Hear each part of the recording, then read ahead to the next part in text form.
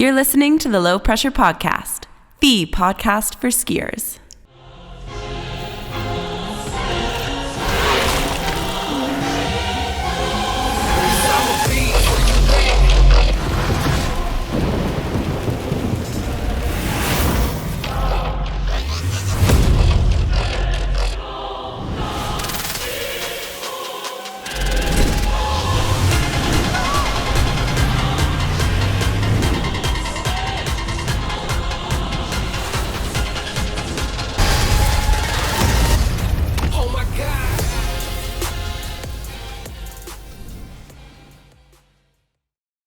Marcus, welcome back. Thank you. We're drinking some Coca-Colas this time.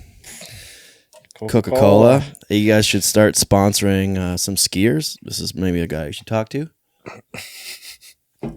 I'll put you in touch with his representation. Mm-hmm. Yep.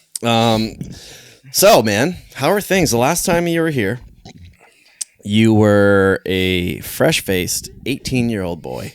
Yeah, what was that, 2 years ago? It was 2 years ago. You're here with your buddy Wei Tian, and you both have done some pretty awesome things in the last couple of years. And I was like, oh, I'm going to get Marcus on. One, because I know you're in town. Two, people are going to want to listen to this episode because you are the Freeride World Tour Champion. How does that feel to hear that? Now, you've had a few months separated, or at least a month separated now. I'm sure you've done a lot of interviews, but now that you've had a bit of time to reflect, and how does that feel hearing that? You are the Freeride World Tour Champion. How does that feel to hear now? Yeah, I mean, it feels pretty crazy. Yeah. That was the goal for the whole season, and I was a little disappointed when I couldn't make it happen last year, so to be able to make it happen this year is pretty exciting and pumped me up for sure. Yeah. Well, you have been on quite the tear, man, so if you haven't yet and you want to get to know Marcus's full story, go back and listen. I think it's 238, LPP 238. You're here with Wei Tian. I think it was the last episode of the season then too. Yeah. And you guys were just kind of getting your foot in the door, Freeride World Tour. You just finished your first season. You had been picked you were basically added as a wild card, and then they added you for the season. I think Wei Tian had been doing some forerunning, that sort of thing. Yeah. So Wei Tian made it on through the Challengers. Yeah. We met up the following year. It's interesting because we were talking on that episode about Valley Rayner and Max Hitzig, and we were saying they kind of had like the same. Both of them and both of you have kind of mirrored each other with how you've ended up on the tour. Whereas you were just kind of winning things and then made your way onto the tour. Same as Max. Max was like, I'm going to win this, I win this, and I'm on the tour. And then Valley, he ended up having to go to the Challengers, ended up winning the Challengers, getting back on the tour, and he won as an overall world champion. Yeah. Same with Wei Tian. He goes back to the Challengers, dominates the Challengers, comes in, had a slow start this year, but now ends up as Verbier champion. Yeah. So like it's almost like Euro friends and Canadian friends. It's like you have this weird mirror image of each other. Yeah. And I love the fact that you and Max were battling last year. Unfortunately, Max was injured this year. Yes. I am really looking forward to seeing you guys go head to head next season. Yeah. Well, I'm still kind of undecided of what my plans are. Oh, you don't know if you're going to go back? I think I will, especially since Haynes is going to be in it in Alaska. Mm-hmm. So that's definitely a big motivating factor. And to get a title against Max would be make the world champs a little bit sweeter. Yep. Yeah, because then now you know for sure, right? Yeah. So it doesn't feel for sure right now. It doesn't? No, it does. It does. But well, it'd be good to compete against Max. Yeah. Well, you know what? I understand it. So that's why I wanted to get in here, because like in the last 2 years, a lot has changed in your life. You know what I mean? You've had this upward trajectory of just success and notoriety, and every time you do something spectacular in only the way that you can, you get more fans, more attention, more more eyes on you, more cameras, more microphones in your face. You know what I mean? Yeah. And it's been cool to kind of see you see it happen for you. You know, I run into you every once in a while. I'm like, how you going? You're still the same kid, but I'd love to hear how that process has kind of gone for you the last couple of years. You know, so like, I think when we chatted last time, I think you were just about to go on your first MSP mission. You're around there. You're about to go film for MSP like the next day or something like that. Yeah. You know, you had gotten a little bit of time with TGR, and your career was literally just starting. Yeah, we were pretty fresh there. Yeah, fresh face. Yeah, you have a lot more facial hair now. Yeah. You probably I don't even know if you're able to grow it back then.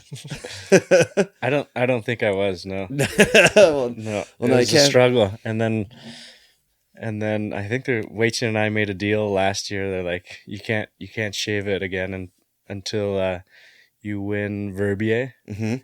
If you win Verbier, you can shave it. And then I grew my facial hair, and then I actually liked it, so I just kept the look going ever since Verbier last season.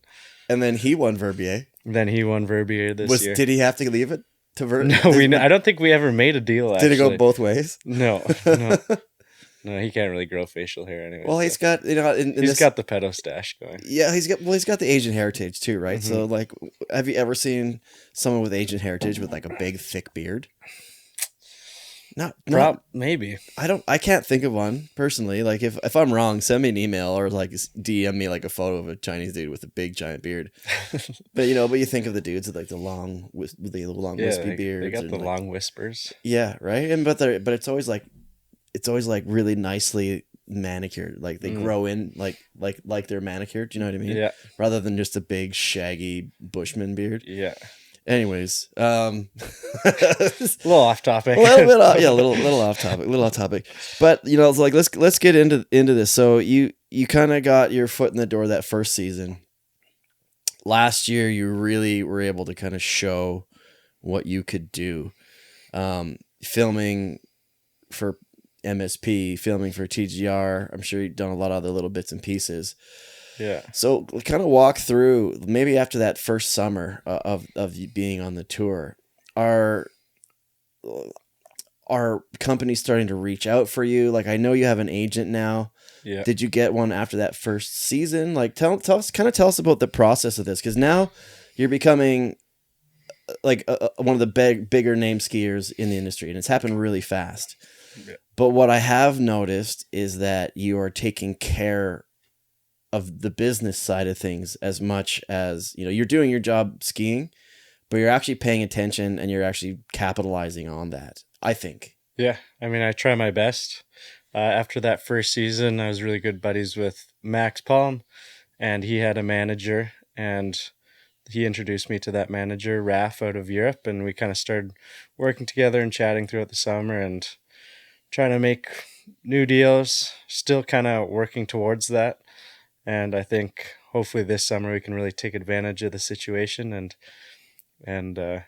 make some new stuff happen. But the better I ski, the better that business side of things is. Yeah, so, right. So were you just chatting with Raf? Because he's with Bug Visionaries is the company that he works for. Yeah. Mostly works with European athletes, if I'm not mistaken. Yeah. Are you his only North American athlete? I'm pretty sure he has another North American. Like he's got Teal Harley. Okay, cool. Yeah. Yeah, right on. So did you have interviews with other agencies and other managers? Were people like calling you being like, hey, we want to get you on board? Yeah, I had a couple of different interviews. Mm-hmm. I think main reasoning was just I was familiar with Raf and we hung out a couple times in Europe, and just an easy decision. I see what he's done for Max, so yeah, pretty simple, straightforward for me. That's kind of how it goes a lot of the times. Is a lot of the best kind of partnerships that I've been involved with. Mm-hmm.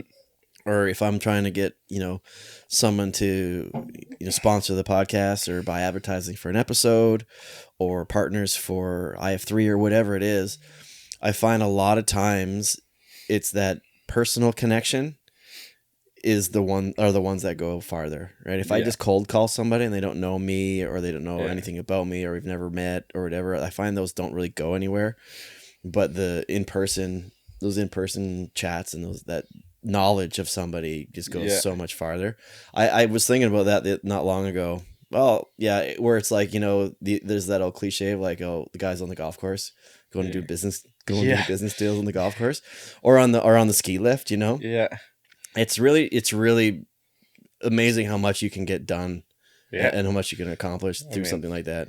Yeah. Even if it's not actually talking about business at all, just having that bit of a deeper connection can be a game changer for whatever you're doing. Yeah, right. Because if like you're riding a chairlift with somebody, or like you're eating dinner with someone, and they're just a dick, or maybe they're not a dick, but you just for some reason you just don't vibe with them. You know what I mean? That's you're gonna know you don't want to go into business with them pretty quick, right? Because like this guy, you're putting him in charge of making you some money, like doing some good things. Yeah. It's an important role, I guess. Yeah, you could say. Yeah, very, very. Because then it frees. Kind of my lifestyle is in his hands. Yeah, because it frees you up to do what you do, right? Like not just ski, but be able to like take that stress out of your head. Yeah, like sure. I can go hang out with my girlfriend tomorrow and not have to worry about writing a bunch of emails, or I can go to the gym or ride my bike, or just be an athlete. Yeah, I enjoy like the kind of back end stuff as well, but for me it's mainly just when I'm competing I can have someone to just take care of all this, and I can maybe even focus like in the summer on other things, like other little business ventures or whatever that I want to take part in, and kind of just have somebody managing the ski side for me while I do some other stuff. But I'm always involved just as much as he is, I would say. Yeah, explain. Talk to me about that.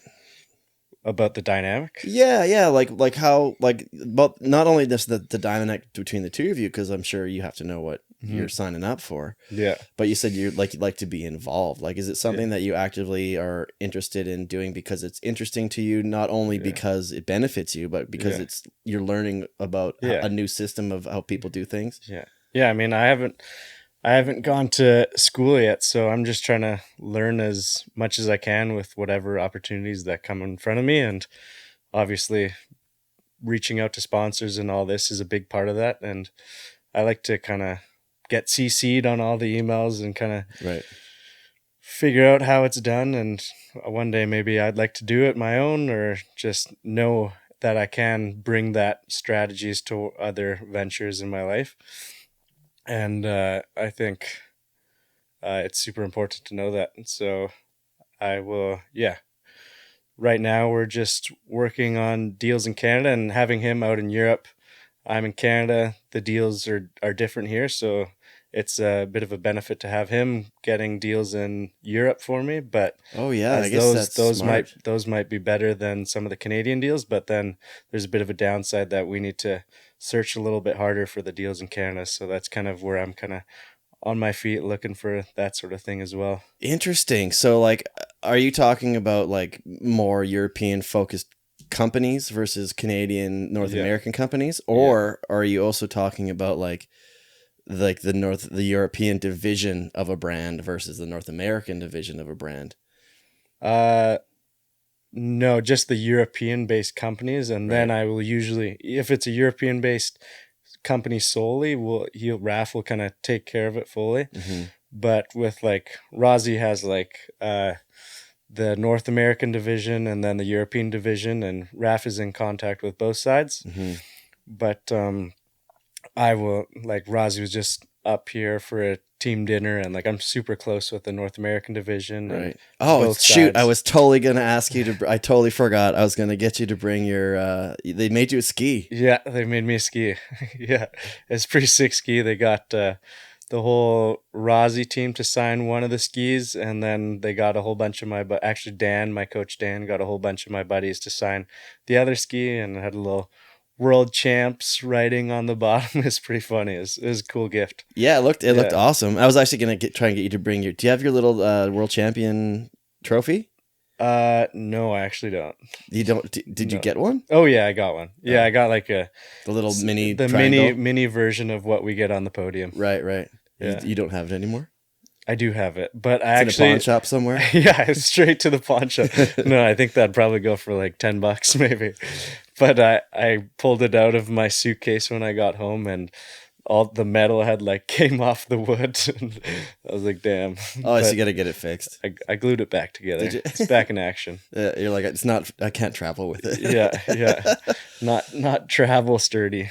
Well, that's actually really cool to hear. And it encourages me too, because I like to know that, you know, when I first started doing this show, like way back, like this is a 13th season I've been doing it, or 12th season, 13 years.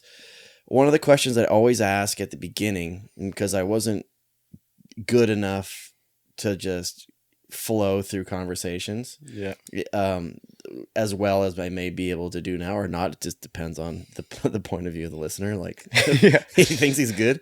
But I would always ask, hey, what are your plans for after skiing? Now, I know that's not really a question I should be asking you yet, because you're basically just getting started. Yeah. But I would always ask this question because I've seen a lot of skiers finish their career and then it's like, oh, now what? Mm-hmm. Right? With no real plan. Some have a great plan and some don't have a plan. And also there's also levels of how into the industry you are. Like some of these athletes were like, they're the biggest names, and now what are they doing? Yeah. And some of them were like not the biggest names. Yeah. Which forces them to get some work in the summertime and do this stuff. So there's always something I always wanted to ask them, maybe even just to like plant the seed, be like, hey, what am I doing? Or what am I doing in the future? But it sounds like you're already Life coach Mark. No, I don't know. I'm not coaching. I just like, you know, proposing those questions and it making people think about stuff like that. Yeah. But it seems that I wouldn't, fast forward 10 years, I probably wouldn't have to ask you that question. Yeah. Because it seems like you're already kind of on that program, you know? Yeah. I mean, I'm trying my best to have a bit of a plan after skiing, but for me right now is the goal would be to have something that is like a side business or whatever that's bringing me like more money than my sponsors, so that I'm not 100% reliant on not 100% reliant on the sponsors, just so I want to enjoy skiing for skiing forever. And I think I will be able to do that no matter what. But I think I just want to have some sort of side business venture at some point and can try to get that going as soon as possible. But yeah, I can look to my peers like Mark Abma, or the veterans Mark Abma. That's somebody who's crushed it and has like real estate and he's diversified business side things, and he's still out there, and he's like one of the biggest keeners to go out filming every day. So it's pretty cool to see that, and that's somebody who I strive to be like. So have you had conversations with him to be like, hey, can I pick your brain? Here and there a little bit. Usually when you're sitting on a sled somewhere or something. Yeah.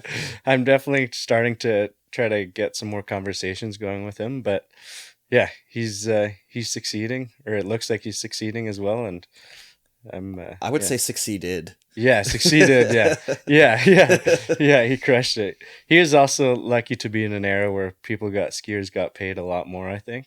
Yeah, right. Like, so I want to get to that in a second, but actually let's continue on with that. I'll go back. I had a thought of something you mentioned earlier that I'll bring up, but like we were talking about this the other day. So we watched Natural Selection together with a huge, good, solid crew of people the other day.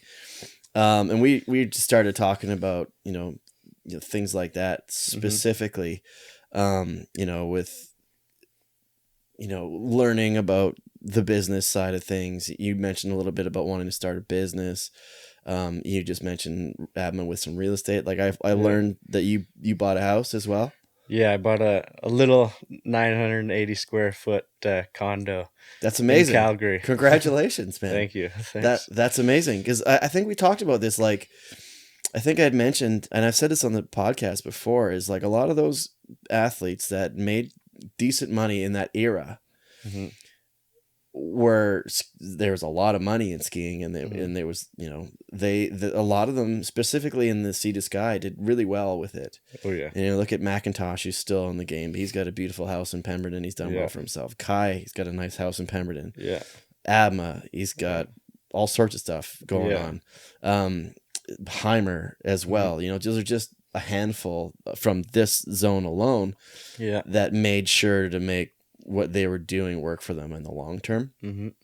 And then you had mentioned, hey, I actually bought a little condo, Yeah. which was amazing. And I want, for those of you who don't have a house yet, you didn't buy it like straight out. You have you Yeah. put a down payment, you have a mortgage, you're making that work. Yeah. You know what I mean? Yeah. When I was younger, I was like, oh, he bought a house. And like in my mind, my ignorant mind was like, oh, you paid for a house?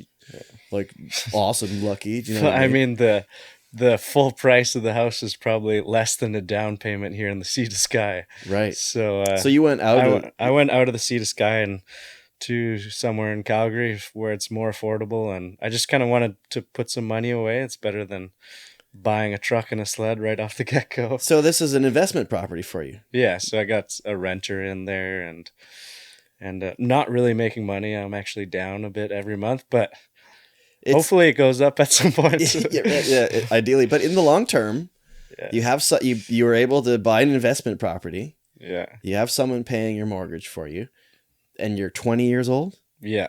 Yeah. I mean, last year is like, I've had not a whole lot to do in the summer, and I kind of just wanted a learning experience, and I thought I had some money on the side, so I'd just kind of try to take on this little adventure and learn a bit about the real estate market. So that's what I did last fall. Amazing. Yeah. That's really cool.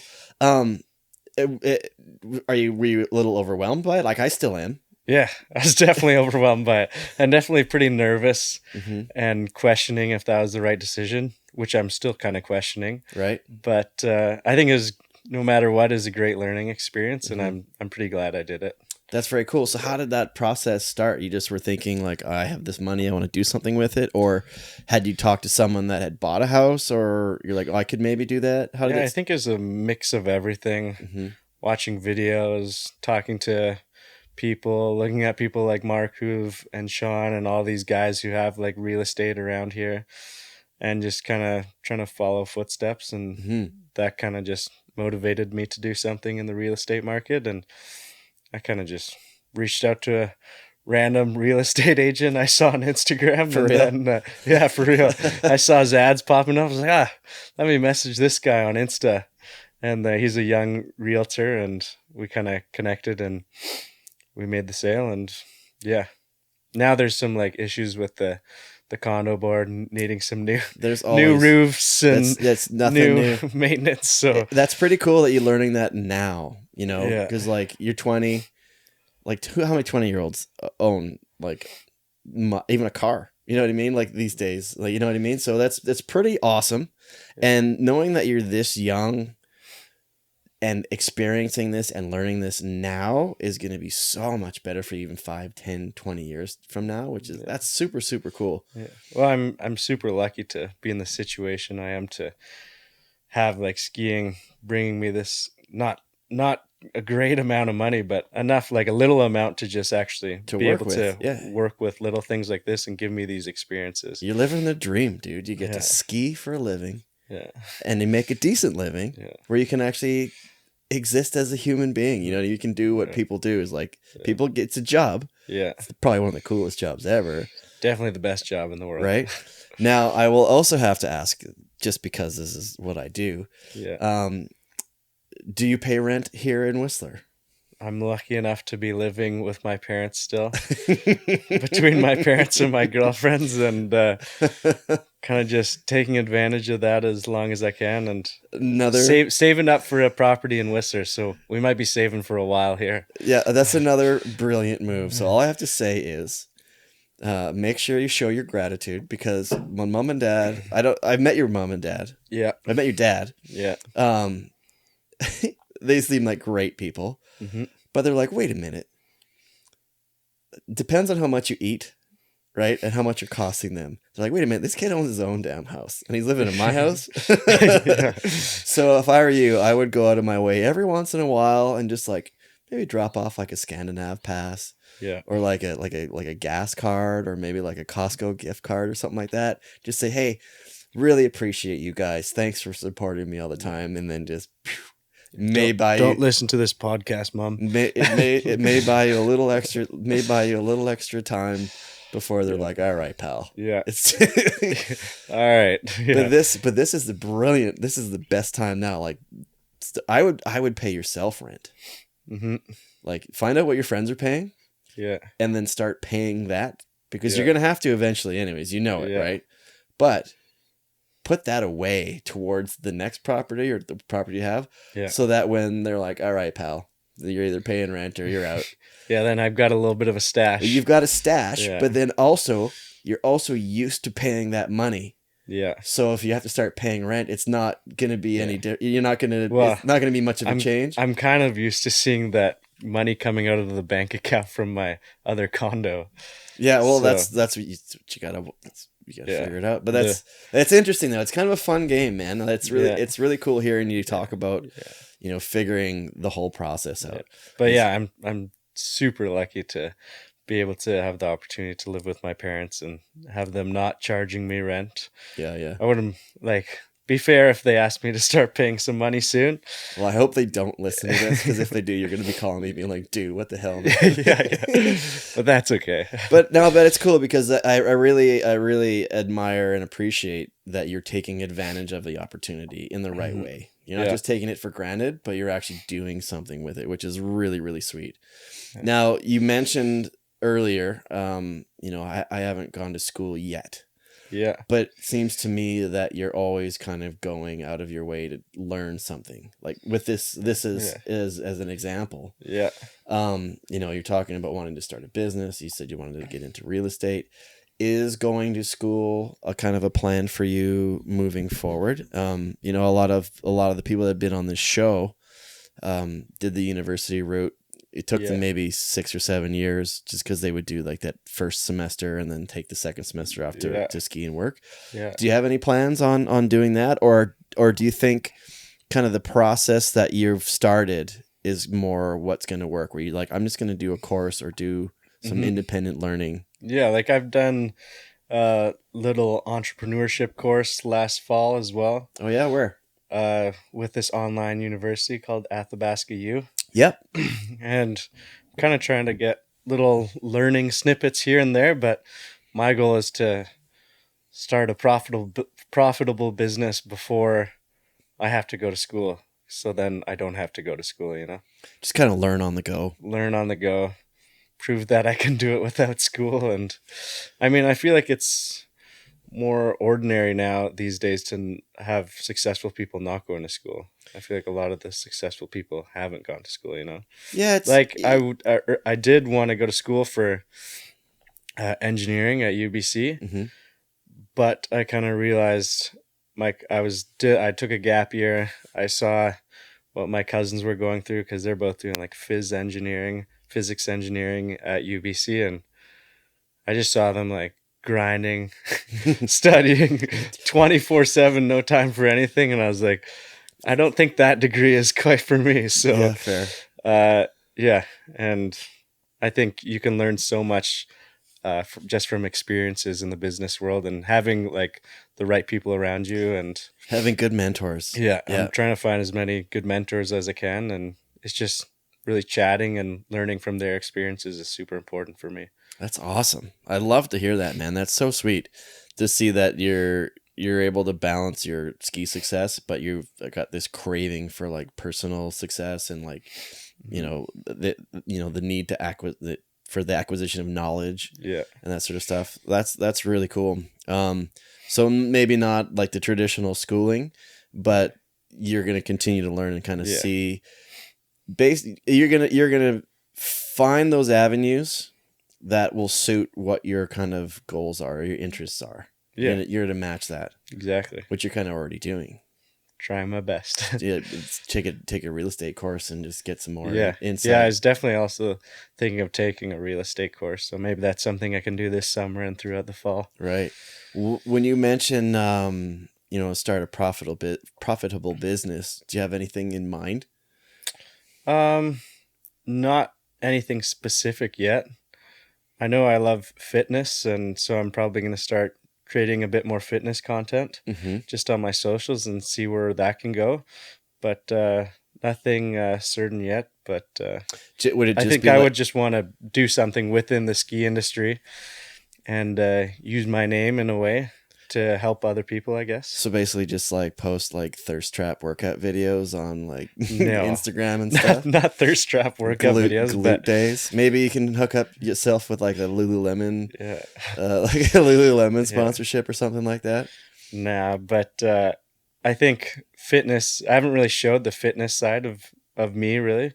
And fitness is like a really big part of my like lifestyle. So I think I just want to like incorporate that a bit more on my socials, not like push out that content, but just kind of show like actually what I do, you know, in the behind the scenes a little bit. Oh, so just kind of like document kind of like, hey, this is just little snippets here and there. Yeah. Nothing crazy. Started out with a get ready with me video, and then and then what I eat in a day. Yeah, and then like post workout flexes in the gym. You know? In the selfie mirror. Yeah, with the good lighting. This kind of sounds. I don't know. I honestly don't know, but it is. I want to put it in like a natural way where it's like related to skiing and. No, that's awesome. So, like, I know that, like I said, I think we talked about this before. I know Wei Tian works out a bunch. Yeah. And I assumed you did, but I didn't know how much. Because, like, one of the common themes, specifically on the Freeride Guide, you know, when we chat about, like, your feats of strength, it's like... I thought you were just like a gorilla, just like a freak, like a natural freak, which probably a little column A, but then also you got to build up that strength too. Because like when we watch you ski, there's certain things that you do where it's like, okay, I've just landed this thing. I have this much. You have like the specific amount of speed as you come out of it. Yeah. For 99.9% of like skiers. Watching what you do next, where like, okay, I'm gonna try and explain this. Watching you ski, is an adventure. It's the most adventurous thing I've ever seen, because you'll do something, and it looks like you're going way too fast and way too far, in order for you to be able to do the next thing, which you always seem to pull out. Sometimes it's like you'll be like super back seat. And you have to almost do like a 90-degree turn in order to get to a next feature. But you're like, the way your body looks based on how you landed or what the terrain bucked you or something like that. Yeah. It doesn't look like it's physically possible for a human being to be able to like right themselves and put them in that direction. But you always do. Yeah. Right? It's as if it doesn't matter what happens to me. I'm strong enough to correct and then get to the next place. Yeah. Right. And it's just, to me, it just looks like it's ultimate brute strength with a little bit of determination. You know what I mean? Yeah. It's a mix of everything, honestly. Yeah. Like, have you been in the middle of a run where you go to throw like a cork 7 or something like that, and you're like, oh, I'm here. I was expecting to land 10 feet before this. Yeah. And I got to get over there. Yeah, I mean, sometimes you just need to crank it, and luckily I had good coaching with the Freeride Club, and they're able to tell me to get on my downhill ski and keep those hands forward, and then mixing that with good gym training and stuff was kind of the deadly mix, I guess. But it's all about, every piece comes together, and if you're missing one piece, it's not the same, I guess you could say, for me at least. Did you find like after your first season on the tour, did that kind of inspire you to like, because you're a strong kid already, did it inspire you to like work out more specifically for skiing, for competing?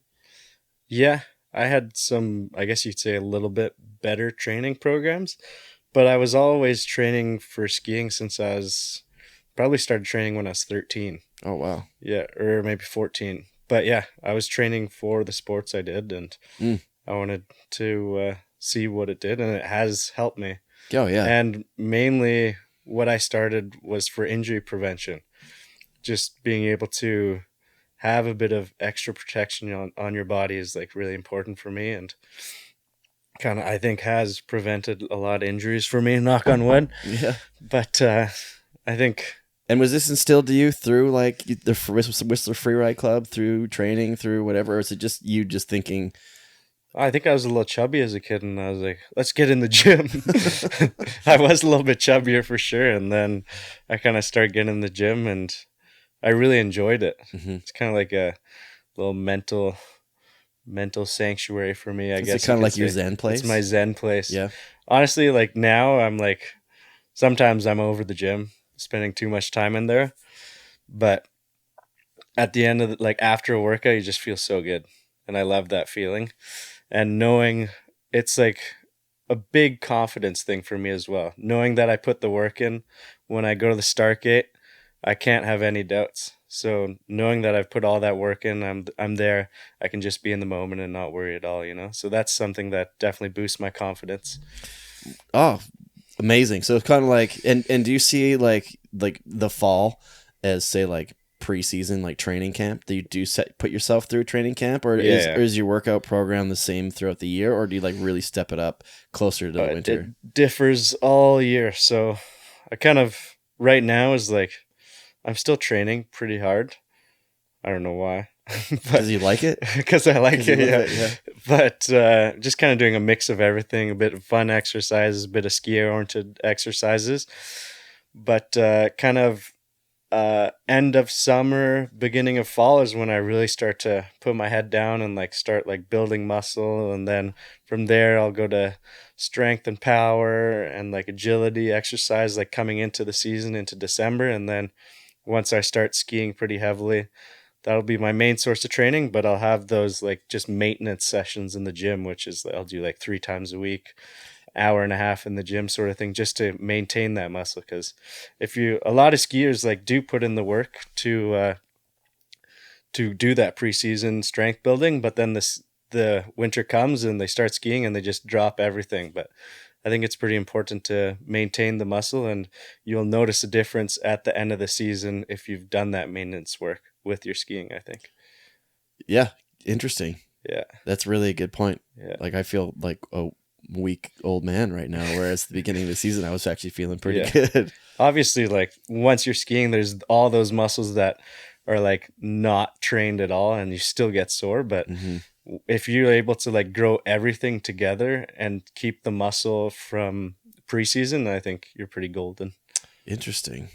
That's a really, yeah, I love that. And now does that help you? Because you mentioned like when you're in the start gate, you don't have to worry about anything. Yeah. So this year, Kicking Horse and in Georgia, 2 events you won. By the way, you were sick as a dog leading into that. I saw you in person at Kicking Horse, and you did not look well. Yeah, honestly, I've never been sick like that before a competition. No, and then and it happened twice in a season in a row. Yeah, and then the next week, Derek Foose was telling me, like when we talked about on the Freeride Guide, that you were like you're green at one of them. I think you're gray at the other one, and one was what, just sick, and the other one was food poisoning. What was the deal? So the first comp in Kicking Horse, or the first time I got sick was in Kicking Horse, and night before there was like a bit of a flu going around, and the night before the comp I was like starting to feel a little ill, and then like right before bed I was like, oh, I feel like crap.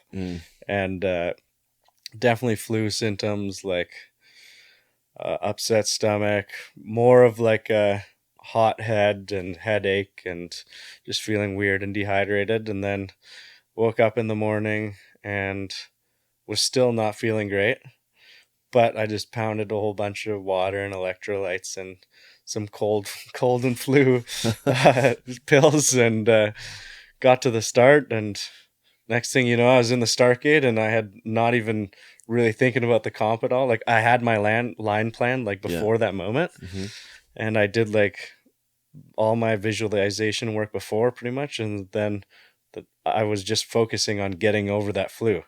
And because it's like, all right, it's almost a positive because you're not thinking about the event. Exactly. You're just trying to survive, and you just go and execute the plan. Yeah. So starting in the morning, I was just thinking about getting over this flu. And by the time I was actually like, I took all that cold and flu symptoms and stuff, the pills. And then I was like I was in the start gate, and I was like, adrenaline's starting to pick up, but I'm not nervous. And the adrenaline helped, but I wasn't nervous at all. And I was just there. I was like, okay, here we go. It's time to go skiing, I guess. And then I just went and did my run, and it was chill. And that was at Kicking Horse, and then That was at King Horse, and then we went to Georgia.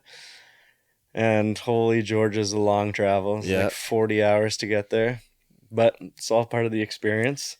And the hotel we're staying at had a bit of water filtration issues, and the food was a little bit interesting as well. And I'm not sure if it was the food or the water, but quite a few people had some sort of stomach flu going on, or it was actually a bacteria, stomach bug bacteria. And that made people feel pretty ill. And I got it 2 days before the competition. And like the day before, I like couldn't even eat anything. I got this pasta carbonara, which is not good, which didn't help at all. And I took 2 bites, and I almost had to run out of the restaurant and just spew it all out. But luckily, I started to feel slightly better in the morning. But like the day before on the riders meeting, like Derek said, I was pretty green and not feeling my hottest. And I was kind of on the comeback up on comp day, and I was just super low energy. I didn't really have, there was some bad diarrhea going on. Oh geez, dude. So that's like 2 events in a row, but you won them both. I think it's my strategy, I guess, just because I don't think at all. So next year you hear you're in the room, someone starts to sneeze, you're like, hey, come over here, start talking to me really close. Yeah. Maybe that's the strategy, is to just lock my brain. Well, obviously that's the strategy, is to not think too much about the comp when you're going into it. But like back to the whole point of that question is like a lot of the strength training and the physical training. Yeah. Like I find that when I'm eating well, drinking fluids well, when I'm physically active and I'm working out or being active, I almost never ever get sick. And if I do, I'm over it really, really quickly. Yeah. And that I'm asking, do you think that's probably a key to how you were able to be so successful? Is that it kind of honestly counterbalance? Don't know. That was the most I got sick in a long time. And but like my body was aching on both competitions, and I think I was able to just lock that out and rely on my muscle and do what I had to do. But before and after, my muscles were aching and I was not feeling great. But I was lucky enough to not be in the situation of Toby for Georgia. Toby Rafford was, he got the flu. He started to get that stomach bug the night of, right before the competition. And it like peaked right in the... Oh, no. So he's like... Because Timo had to back out because he was sick for one of the events. For Kicking Horse, So he had a really bad flu for Kicking Horse. And it was honestly a pretty bad year of sickness for a lot of people. And like, after Georgia, I came home and I took some antibiotics. Like I had to go through an antibiotic cycle because of that stomach bacteria. Holy smoke, dude. Yeah. And then you go to, so I kind of want to focus a little bit more on back to the Freeride World Tour career. Because you just alluded to like, I don't know, maybe. So, a lot of riders will head to the tour for a couple years, make their name, and then be like, all right, I want to go do some filming. I want to go do that thing, right? So I've kind of established myself. It's not going to be my career, but it sounds like you've already been thinking about that. Now, I'm going to ask you, I'm going to present a case to try to keep you there for at least another year. Yeah. And one we already talked about. I'd love to see you and Max go head-to-head battle. I think that would be one of the most exciting things for the tour. Yeah. Number 2 is the first World Championships is next year. Yeah. Which I think you should probably be at. No matter what, if I'm on tour or not, I'm definitely going to the World Championships. Now, do you know how that works? There's a whole bunch of us from this season already qualified into the World Championships. All right. So I think I'm going to have to save this conversation for the Freeride Guide because I think I need to like lay it out to fully understand it. So you're qualified for it. So there's that. 2. Do you know that over the last 12 events spanning 2.5 seasons, you're either on the podium or you've crashed? Yeah. There's no one or the other. Yeah. Right? like I went and checked today. I was like, is this for real? Like I saw in Verbier, you finished 4th this year, but you had a punch front. Yeah. And you landed right on your skis. Yeah, I don't know. I guess that's a crash. I don't think that was probably the cleanest punch front I ever did, but I don't think it's a crash. It's a major control issue. Yeah. Ben Richards did one of them this year, I think, as well, and his looked like anything. Even Ben Richards' crashes look so smooth. Yeah. But that's a pretty wild stat, man. Like you look at these kind of like streaky stats, you know, every single guy on that tour can win on any given day. Yeah. Right? But that just kind of shows you kind of where you are standing. And I love that you're one of the best in the world at it who are still doing it, and that's why I want to see you do it more. Yeah. So like out of the last 12 events, you're either on the podium or you're not. And I think it's like 8 and 4 or something crazy like that. Yeah, I didn't know that stat until I saw the Freeride World Tour posted, actually. Yeah, it's crazy. And I went and double checked it today. Another reason, there's been 2 events in Georgia. You've won them both. So you kind of have to keep that streak going. You know what I'm saying? Like you own that place. Like, hey, maybe we need to end on a high though.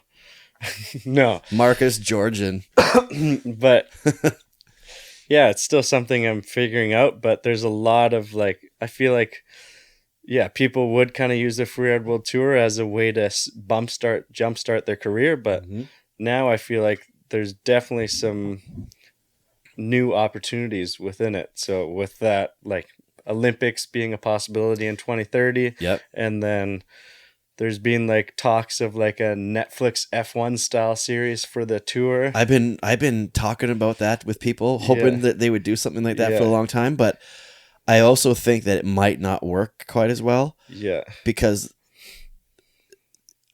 that Drive to Survive is ruthless. Yeah. They get really into people's lives. Yeah. It's like a reality show. Yeah. Sometimes the truth gets bent just for storylines. Yeah.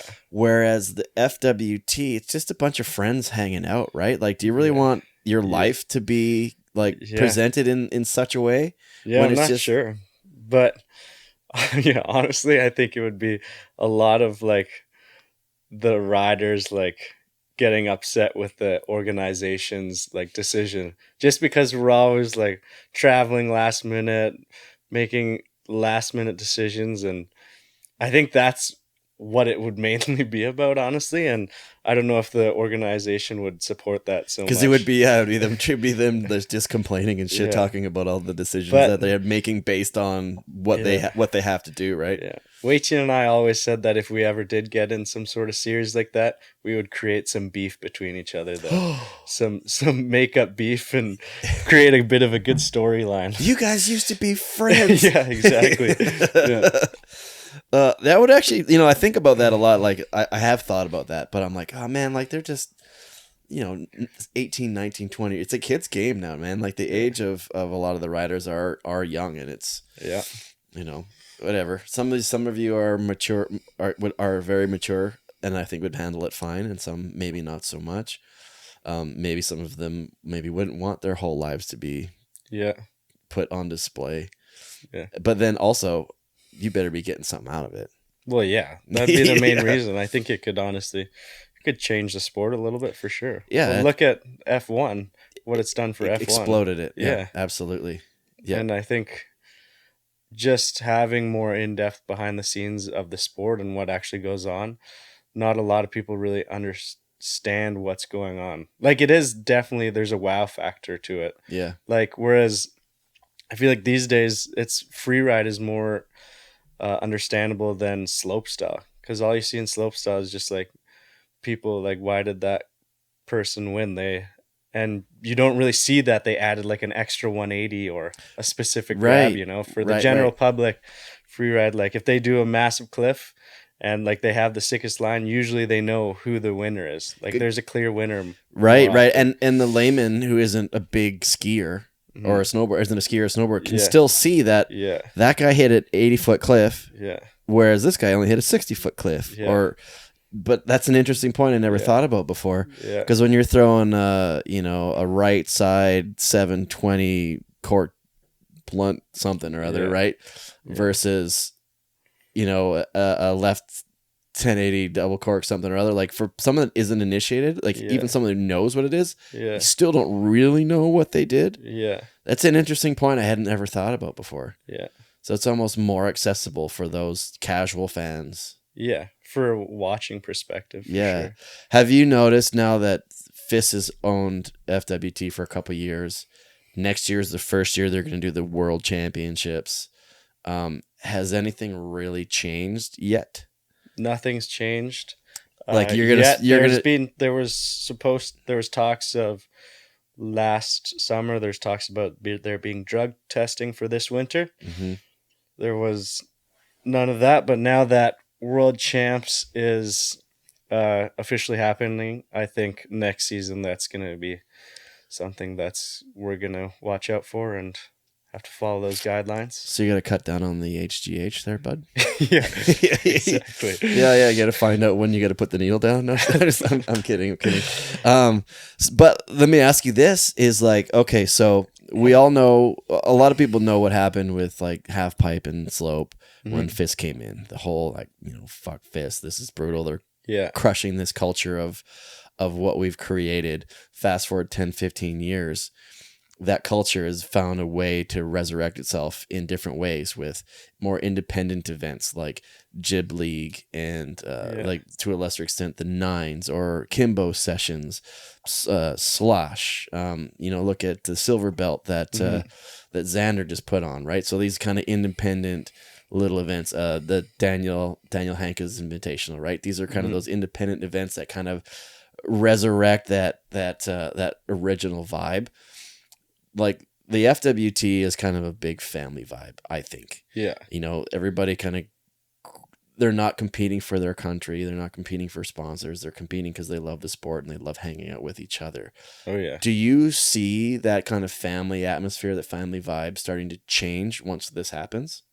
Can you see that kind of being like now we're focusing on I'm going to be with my coach over here and then you guys are going to be over there, maybe separating into nation cliques, like nation state cliques, or do you think that coming in is going to erode kind of the vibe? That would only be for World Champs though, and for Olympics if it happens. The rest of the season, like a lot of the athletes already have their own coaches and they do their own little thing, but right at the end of the day, like I feel like free riders are like for the community, Well, and that's my point, is that's kind of what it was with Slopestyle and Pipe and Park back in those days. That's what it was, right? And now if you look at it, it's very, very different. Yeah, so I think Nico, the owner of the Freeride World Tour, still has like full decision. Former owner. The former owner, yeah. He still holds like all the decision making and he has the rights to do all that. The reason he would be changing things like having drug testing and stuff is so that he can get into the Olympics. Yeah. And I think they have the goal of keeping it freeride as well. So as long as they're in the decision-making positions, it won't change too much. And I don't really think FIS has any interest in controlling freeride. But yet. We'll see. You'll see. It just depends. It's interesting. But you can't. We honestly have no idea what's going to happen. Right. But for the first couple of years now, nothing's changed and it's been the same. So I had this conversation with another athlete the other day, an FWT athlete, and I was like, "Hey, you gonna go back to the tour?" And they were like, "Yeah, I'm not sure, but I really love. I want to go film more. I want to do this more." I'm like, "I'm not sure if I'm gonna go back next year." I was like, go back next year, get into that first World Championship, keep your foot in the door, go and film, take a season off, maybe get a wild card here and there, but just stay connected because as you said, the Olympics are coming, right? Yeah. You're going to be 25, 26 when the Olympics happen? If 25 in 2030? Yeah. That's so freaking awesome. You're going to be prime time, man.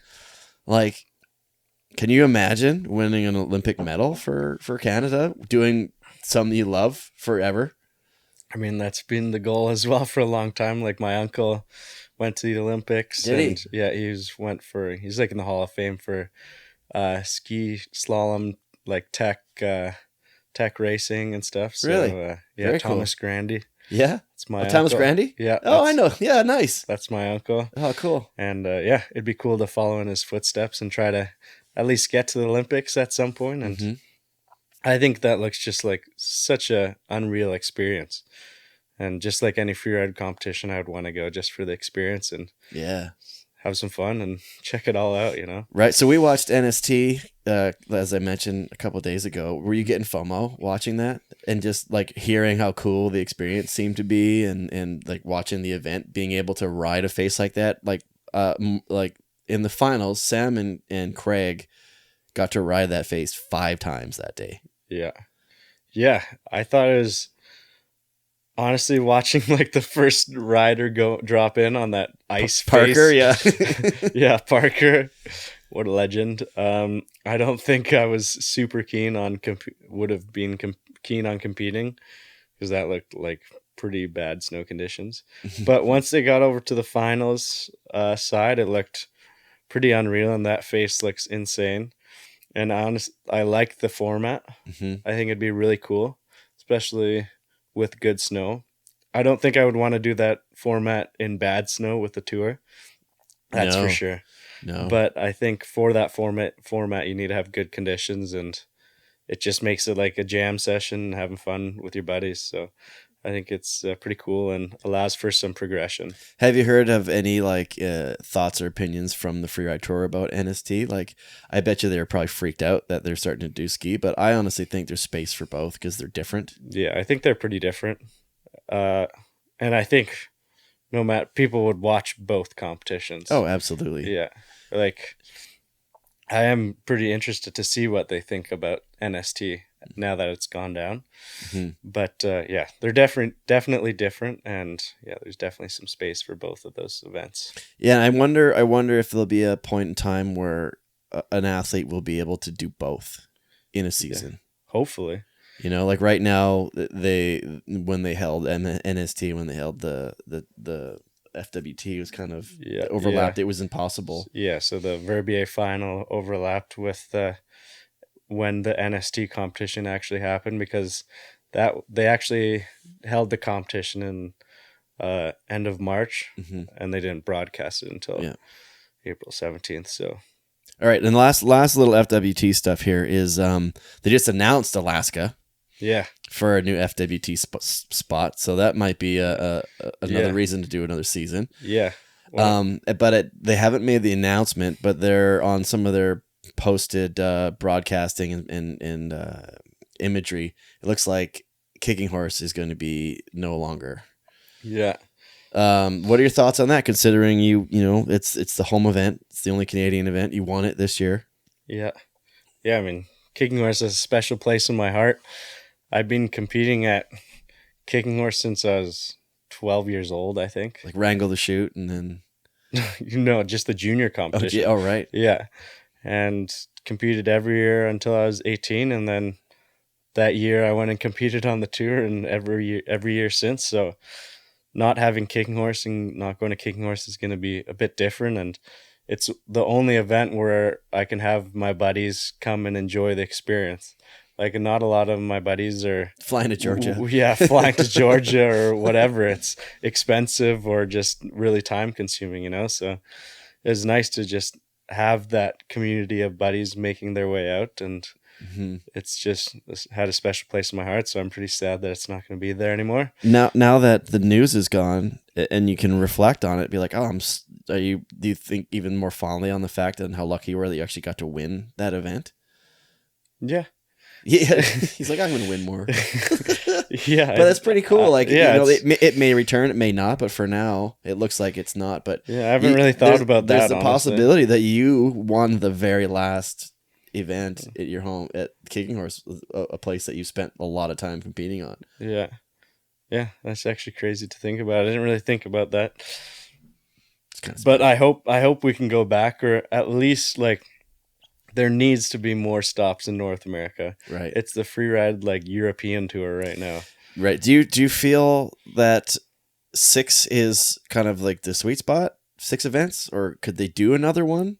I wouldn't want to do another one. Yeah, because if they do 7, then that's all you're doing as an athlete, right? It's no longer like the Freeride World Tour, and that's maybe where you're gonna get what I was alluding to earlier, like a few minutes ago, with kind of the mindset and maybe the vibe or the culture change within the tour. So if you're doing like maybe a full season, you're gonna get people that are just there to do the tour, and they're just there to compete, and they're there to train, and like that's all there is. Whereas now, like almost every single rider has a vlog, or they're able to go and do some filming, or they're able to go do a shoot somewhere, and it has that nice balance where you're not burnt out with the tour, because you can go and do it 2 weeks here or do 2 weeks there, whereas if you do 7, that's probably not possible anymore.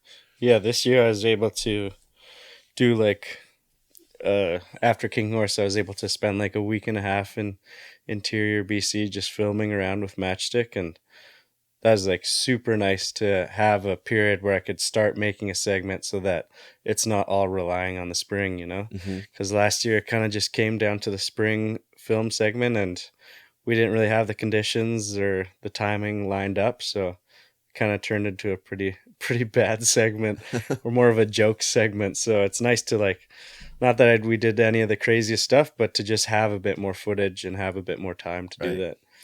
Do you feel that do you feel like you're in a rush? With your career, that sort of thing. Like you've done this a bit. Like with some of your goals in skiing, do you feel like you're in a rush to do them? No.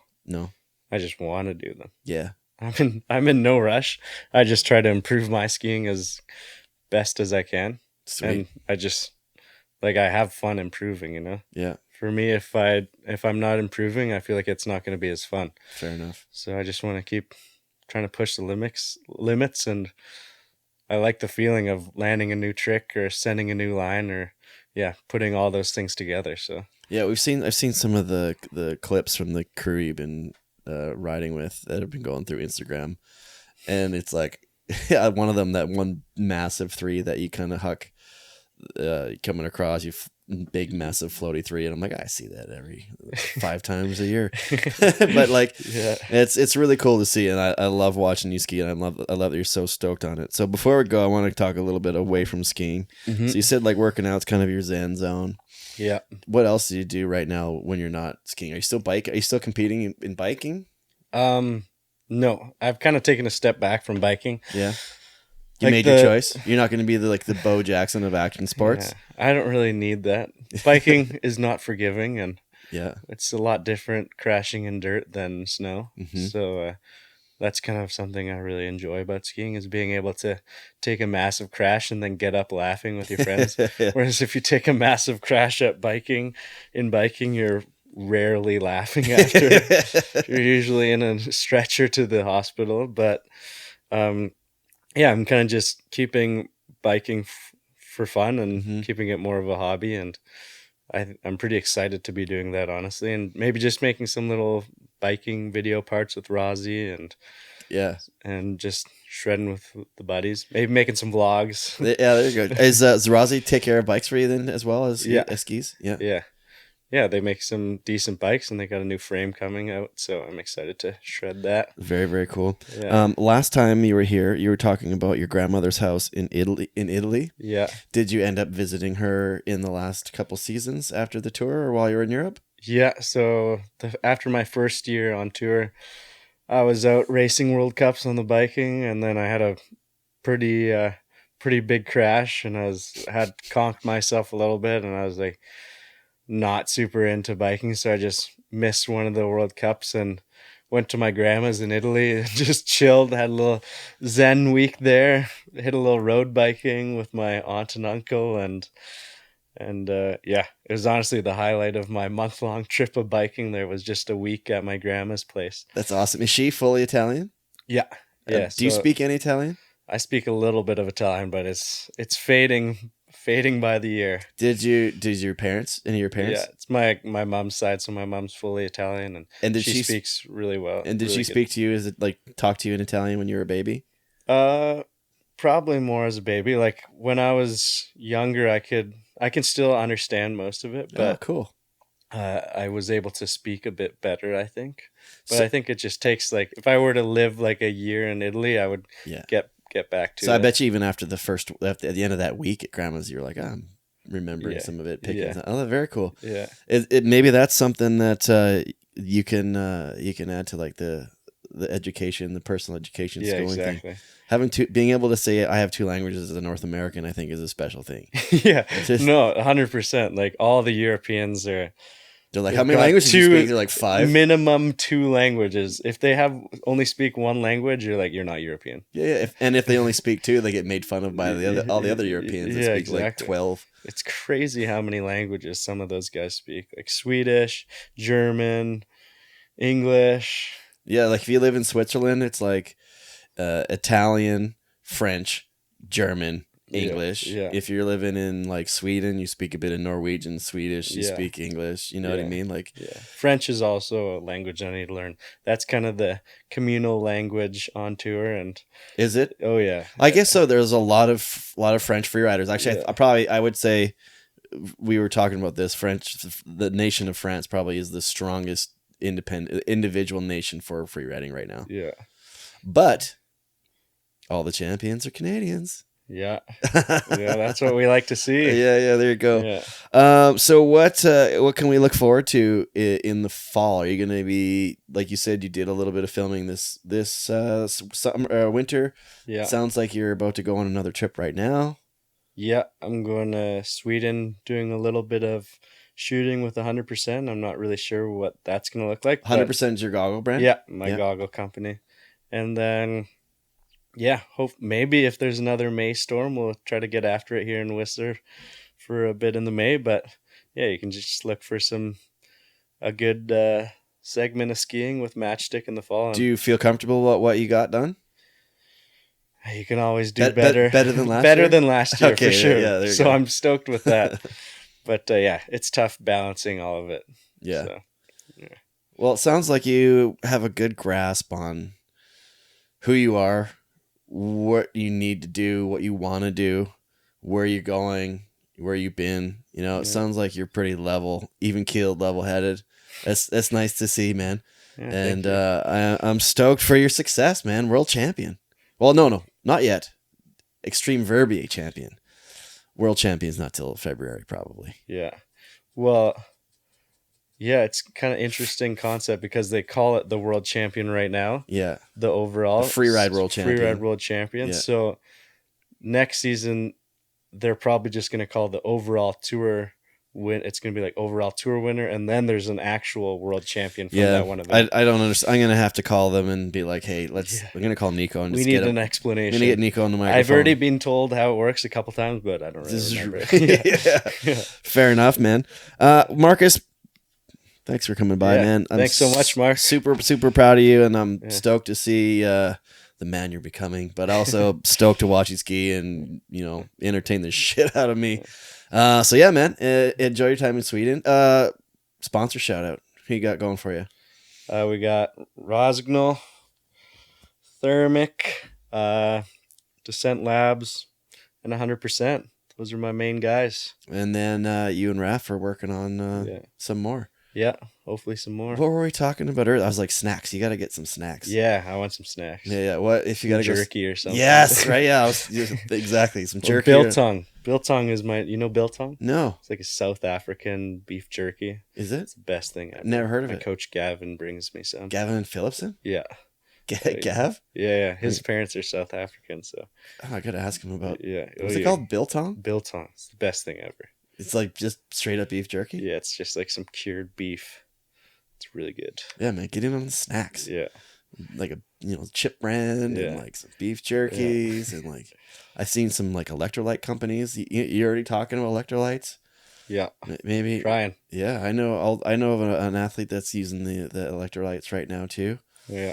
Oh, the world's your oyster, boy. Hey, maybe you could get a seafood partner too. You never know. Yeah. All right, Marcus. All right. Thanks, man. We'll talk to you soon. Yeah. Thanks, Mark.